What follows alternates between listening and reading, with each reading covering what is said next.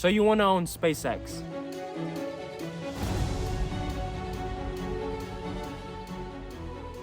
Not just invest in it, actually own one of the most valuable companies in the world. Because from the outside, it looks like easy money. Rockets launch, satellites go up, and billions of dollars come in. But here's the reality. SpaceX made over $18.5 billion in revenue and still lost almost $5 million in a single year. When most people think of SpaceX, they think of rockets. Massive launches, insane technology, and Elon Musk. And it feels like that's where all the money comes from, but that's only part of the story, because SpaceX isn't just a rocket company, it's a system. Let's start with the real question. How much does it actually cost to run something like SpaceX? A single rocket launch can cost around $60 to $7 million, and that's just one launch. Now imagine launching rockets every few days. Then you add development. Building rockets like the Falcon 9 costs hundreds of millions of dollars.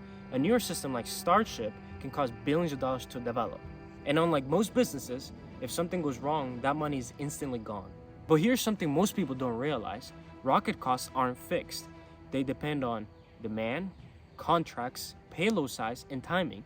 When demand is high, prices go up. When it slows down, revenue drops. So this isn't a stable game, it's unpredictable. So if it's that expensive, how does SpaceX actually make money? Most people think it's rockets, but that's not where most of the money comes from anymore. The real money is Starlink, SpaceX satellite internet service. Instead of one-time payments, they now have millions of customers, monthly subscriptions, and recurring revenue. Starlink alone generates over half of SpaceX total revenue. And that changes everything, because instead of getting paid once, they get paid monthly. This is where it gets interesting. SpaceX isn't launching just rockets. They're building a system. Rockets launch satellites, satellites power Starlink, and Starlink generates revenue.